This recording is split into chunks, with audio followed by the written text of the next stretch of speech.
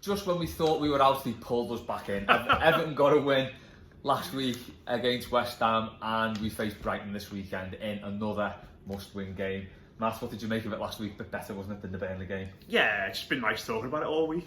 Yeah. Just doing the shows and everyone being happy coming in. You know, it's been slightly buoyant, hasn't it? Yeah, and the optimism's back a bit. It's been good, yeah. And, you know, I think you sort of got to temper it a bit. Now, like the game, Saturday's game is actually nearly here. You start thinking about our away record. Yeah. You start thinking about what the reaction's going to be like if we lose this. Yeah. You know, I think if we did lose on Saturday, we'll just effectively be hitting the reset button, wouldn't it? Pretty much, yeah. And we'll be back having the same conversations in the same sort of mood as we were in after the international break. So, yeah, it's a big game, but yeah. I didn't realise as well that Brighton have looked all right whenever I've seen them, and people have been talking them up in this week. But it was only when I actually spoke to Jeremy Smith for our weekend preview show earlier today. I looked at the table; they're actually below us. I know. Stuff before, yeah. So they've not had the best start to the season either. So maybe we're getting a bit carried away talking them up. But no, last weekend was certainly much better. It was the performance as well as a result, wasn't it? Yeah, I was thinking even it would have been frustrating to say West Ham had scored from that corner. Yeah. It would have been frustrating. It would have been like back to square one a bit. But I think the fact that he made the changes and the performance was good, I think that would have sort of offset it a bit, and I wouldn't have been as angry as if it had been same team. Yeah, you can just imagine as well being around the training ground this week. Everybody will be quite happy.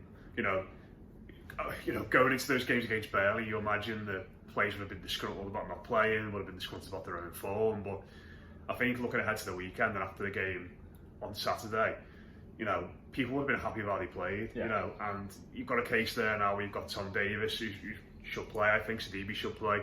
But also you've got people like Seamus Coleman who should be thinking, I want to get back in the side.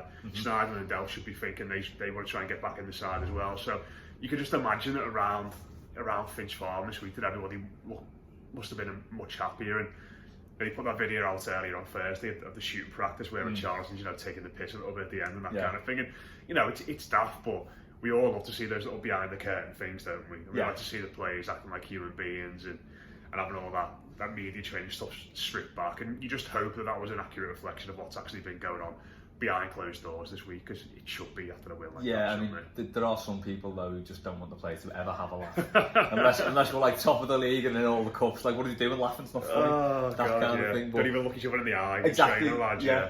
Don't even talk to me. Just like, okay, so on the team then. Yeah. Because you're saying Coleman's like going to be ready to get his place back. Delph might be fit again, so Davis might drop out. We don't know yet. I think he should keep the same team. Peter Mack at Peter J Macker has asked on Twitter, do you think that using Sigurdsson in the last 20 minutes should be the way forward? This tends to be when he gets taken off, ironically. It's the time where I feel he'll be most effective because the game tends to open up a bit. What do you reckon on that? I mean, that's absolutely right. Yeah. I could see that genuinely working. And it's not... I think one of the biggest weaknesses of Sigurdsson's game, when you think of him as a number 10, is that he's not very good at finding those little spaces between the lines. You think of someone like David Silva, who's been one of the best in that position in the world for so long. What he does really well is he will just find space between, final third, 30 yards out. Yeah. He'll just pick up pockets of space all over the place. And it's just little movements here and there. It's standing still. It's wanting the ball all the time. Sigurdsson doesn't do that. And I almost feel as though those last 20 minutes of the game or last half an hour of the game where it becomes fractured, a little bit broken down, that's where he will get space. It's not like he's going looking for space or he's good at finding space. It will just come naturally to him because that's the nature of the game. Yeah. And you saw that with the goal at the weekend. Players are a little bit desperate by that point, a little bit more tired by that point. The game's a little bit more stretched. And he's got to play a one-on-one there in Jack Wilson. He just skips past him and has the time to finish. Because if you put that situation in front of him 30 minutes gone when he started the game, it probably doesn't happen very often. So. Yeah, those spaces aren't there, are they? No. Really. So as the games get stretched. Yeah. I do think that's a good shout. I think that would be a good way to use him. So Iwobi was good, wasn't he? As well? He was good, yeah. Some of his passing was a little bit off. And he looked a little bit rusty, but the spaces he was creating and the runs he was making, it just helped make that front four more dynamic, didn't it? Yeah. And he was swapping with Bernard a bit, and there was a bit of overlap, and so yeah, it does look a lot better with him, isn't it? That chance he has in the second half is not the sort of chance we've seen an Everton team create for a long time. No. Because I don't think Seamus Coleman is capable of driving in field and playing a pass like that Sidibe did. And I don't think Gylfi Sigurdsson is necessarily, he doesn't run in behind, does he? That's simply not his game at all. He tries to get the ball 25 yards out and make things happen with his shooting and his passing. And Iwobi's running in behind. And that, I think watching that, even though it ended up being missed, aside from the goals, watching the highlights back, that was the one segment of play which really, I thought that's a bit different and a bit new. That. And it's nice to see different and new things for a team that's looked a bit stale in recent weeks. It wasn't just to get out of the wings, knock it across. It was it was something different. And like you say, if you've got a player who's prepared to make that run, we also have the right back who's prepared to make that pass. It did make a big difference. So would you go and change? I think I probably would, yeah. Although, people might go mental at me here. I wouldn't be too averse to him putting another midfielder in, say someone like Fabian Delph, and just stiffening it up a little bit, because it's only 2 weeks ago we were all saying how bad this 4-2-3-1 formation was, albeit it was a completely different personnel at the game of the weekend. And I think away from home at times the midfield has looked a little bit empty. And as well as Davis and Gomez did at the weekend, defensively and on the ball, I think going away from home is a little bit different. And I could maybe just see him putting Delph in there, trying to get 1-0 up or keep it 0-0 or 1-1 going into the last 30 minutes. Then all of a sudden you look to the bench and you've got one of those 4 attackers on the bench. You've got Keane, you've got Dominic Calvert-Lewin to come on as well. You might have another midfielder to come on as well. And you can maybe try and win the game then. And I don't think there's anything wrong with that, because we've been terrible away from home for so long. And while we're all very excited about the attacking nature of the performance of the weekend, I think we do need to have a little bit of a nod to that and think about that. And I imagine these are the sort of games when we signed Fabian Delph that he thought, I'll play him in these. Like away from home, against an alright side, where we need to be solid in midfield and we're going to rely on our front three to sort of win the game for us. I imagine these matches are what you had in mind when Delph came in. I think he would have been. So I wouldn't be, I imagine Twitter would be inhospitable at 2 o'clock if he didn't make changes, but I'd say I wouldn't be averse to one midfielder coming in. That hour before the kickoff's really become an event now, isn't it? It's just it goes in phases as well, doesn't it? It's like 13:59 on the clock, and it's like right in, the team like, let's go, goes off. You mentioned about the away form there, and it's pretty terrible. It is also pretty terrible down at Brighton. We've played there 8 times in total, that's all. We've won twice, the last time being in 1983. 2 from Kevin Sheedy and a 2-1 win. They've only been up 2 years in the Premier League and we've drawn 1. Were you at that one? I went to the first time, when Rooney scored a late penalty. Nearly won it late on as well. Yeah, it was a dog of the game though. Yeah, it was awful, And I was at the one last year with Dave, and that was absolutely dreadful. In fact, so dreadful, we can take a little look at that now.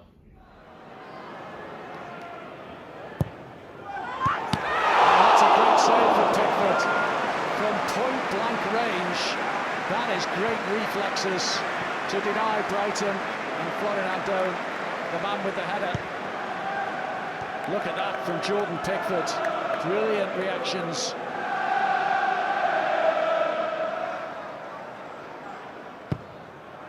Gross with the delivery. And it falls for Ricardo, who turns it home. Offside. Everton were right to ask the assistant on this near side. They claim, Brighton, that Jurgen Ricardo was onside. The referee, Andy Madley, has gone across to talk to his assistant here. I think they are stating that the ball came off an Everton player. And it is a goal awarded for Jurgen Ricardo and Brighton. Just on 14 minutes of this second half played. And Jurgen Ricardo has his second of the season for Brighton. The former PSV man has broken the deadlock here in rather strange circumstances in the end. He was in an offside position. They are stating that the ball came back off Andre Gomez, which it did, and therefore he's played onside. Or Bernard. Oh, he slipped past his man brilliantly. Bernard into the penalty area. Bernard can't get the fish. He'd done all the hard work and he'd done it very well indeed. The final execution, though, didn't quite match what had gone before. Great work here by the Brazilian. cut inside and then tried to curl one into the far corner and got it horribly wrong in the end. Well wide, unfortunately. 4 minutes to play. Into the penalty area it goes. There's the header off the crossbar. Kurt Zuma's header. How unlucky is that? Great memories of the South Coast there. So, as you said, going on current form, there's really not much between the teams. Last 5 games, we've won 1 and lost 4. Brighton have won 1, drawn 2 and lost 2. So there's really not much. They're flying them by comparison, yeah, compared to us, they are absolutely flying. But as you say, we're actually above them now, albeit by a point. But even so, it's like we're still within touching distance, weirdly, of the European spots. Yeah. It's still that point in the season, isn't it? How many games are we in? 9 matches something in. Like that, yeah. So if you win 2 games, you're probably going to go up about 8, 9 places, aren't you, in the table? So it is amazing how much things can change when we're at this point. But I think I said this before the West Ham game. But when we're not playing well, we all do that thing where we look at other teams and all of a sudden their players become terrifying. Yeah. You look ahead to Brighton at the weekend, and everyone's going, "Oh my God, that Aaron Connolly's that good." He's scored twice against Tottenham. He's going to rip us to shreds. Like he's a kid, and he might go on to have a good game, but I wouldn't be getting too worried about players like him, and you've got to go there and be confident, and it is Brighton. Yeah, I think the 3-0 against Spurs will be weighing heavy on a lot of people's minds because it wasn't an amazing result. Spurs made awful. Spurs are an absolute mess. Yeah, They a real mess. Loris chucks one in, doesn't he? Yeah. Breaks his arm. They conceded 7 goals a few days before. It always felt like a tough one for them, but I think their home form's been. You associate them with being good at home, but I think it's been a bit ropey this year. They've really done very well at the Amex at all. They seem to be, Potter's trying to do lots of different things at the moment, and they seem to be a little bit muddled in that regard. So, I think they'll come in tackles. Yeah, I think they'll be a bit more open than in previous seasons, I think. Yeah, because the 2 games, like you said, we've got so far down there have been extremely forgettable. Oh God, yeah. It has been. They've gone ahead in them, and then we've just really struggled to find a way back into the game. So hopefully we won't suffer the same way. Prediction time now. We asked a few Blue Room regulars what they thought. Here's what they said. So the Blues have a chance to win 2 games on the bounce, something we haven't said for a very long time. Such a much improved performance on Saturday against West Ham at Goodison. We wanted to win the ball high in good areas, wanted to win the ball in the right places, and we wanted to get the right people on the ball from the back to front. Such a more improved performance overall from Everton, and Marco Silva's team selection was duly rewarded with a win. However, Brighton, a total different animal. They're not going to come and try and play football. They're going to sit back and wait for us. They're going to try and hit us on the break. They're going to give us no space, no time to play our game, so it might be a different way that we have to go about things. I think hopefully, and he should keep the same 11 as West Ham. And I think we will get a win. I'm going to go for 3-1 and Richarlison to score the first goal for the Blues. Hey you guys, feeling ridiculously optimistic, even more so than usual about the Brighton game. Just such a brilliant feeling after West Ham that I've got a feeling we can do it again. I'm going to be dead boring. I'm going to say scoreline of 2-0, potentially 2-1 if we can't quite keep up the momentum in the second half. Scorers wise, I would love to see Walcott get his goal, so cruelly denied at Goodison. And I think for the away fans, that's a hell of a drive down to Brighton. I would love to see Iwobi work some magic on the pitch as well. So 2-0 for me. Would also love to see Tom Davies start again.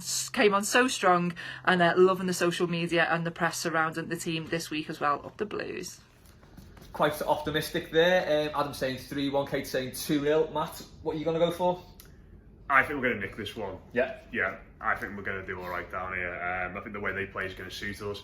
I think their home form's been a little bit iffy recently. I think the fact that they conceded a 90th minute goal to go behind a bit last weekend as well and knocked the stuffing out of them a little bit. And I think we'll go there and be confident. We looked like a well-coached side last week for the first time in a while. And I imagine we'll carry that into the game on Saturday. I think we're going to win 2-1, and my prediction for the goal scorer is Bernard. Right. Love to see that. Yeah. I remember this game last season, actually. I think he either started or came on, and he was dreadful. Yeah. He was he had that one run that we saw before, and the shot that he ballooned wide. Yeah. The run was brilliant, but the shot was Yeah. horrific. But I think he just makes a difference to the team when he comes in. I think he always look more balanced. You know, he doesn't shirk his defensive responsibility. And I think if we play a fluid front four or front three again, I think that could really help him. You know, because he starts on the left hand side at the weekend, but he ends up scoring the goal from, you know, the right byline effectively, doesn't he? The right hand side byline. I think that fluidity will suit him. Seems to have got a bit of an appetite for goals this season. So yeah, I reckon he'll put to bed his nightmare from last season at the Amex Stadium. To be fair, a few of them had a nightmare that day. He put to bed a lot of nightmares. But yeah, I fancy the little Brazilians to get on the score sheet for us. Right, we've got odds on that. It was 35 to 1, but we've got fans boosted odds of 40 to 1. So £10 gets you £400 back if it comes in, obviously. Yeah. I have gone for the same as last week, to be honest. I'm still in that sort of dip of negativity. A 2-2 draw with Richarlison to score. Draw will be alright. A draw would be fine. I think, you know, we don't want to like run before we can walk. No. And I know a lot of people will probably be expecting us to win now after last week, but you kind of got to temper it a bit. And, yeah. You know, they need the points as well. They're at home. We're terrible away from home, so I think there'll definitely be goals in it. Yeah. Yeah, I'm going to go for 2-2. Richarlison to score. When's the last time he scored? Wolves. Scored the winner against Wolves, yes, didn't he? Yeah. Wolves. So he's due a goal, isn't he? Yeah, his goals in the home game against these last year were brilliant, weren't they? Oh god, yeah, the one where the one where he both sold. Yeah, it was a breakaway one, wasn't it? The one where he Yeah. sold Duffy. I mean, you look at the way he played last week against Diop and Bonner, who were, you know, they both got a bit of pace and physicality about them. You look at the lads he's going to be playing against in the weekend. I've not seen much of that Webster, to be honest, although I think he scored against Villa last week. But if it's Dunk or Duffy or that Dan Burn, if he's 6'8", he's been playing at left back. You know, you think that those are sort of, you know, if I was a Brighton fan and I was looking at our 11, I'd be thinking that's a battle which I don't really fancy us in. He should be relishing going up against those players, I think. So Definitely. Be interested to see whether he starts on the right or up front, obviously, but he should be licking his lips up against some pretty ponderous defenders, I reckon. Yeah, and he should have the measure of him, shouldn't he? Yeah. I think if you want to go for that one, 2-2 Richarlison to score. It was 30 to 1, but we fans boosted it to 35 to 1, so a tenner gets you £350 back if it comes in. Remember, you can only bet a maximum of £25 on the Fansbet Fansboost odds, and always gamble responsibly.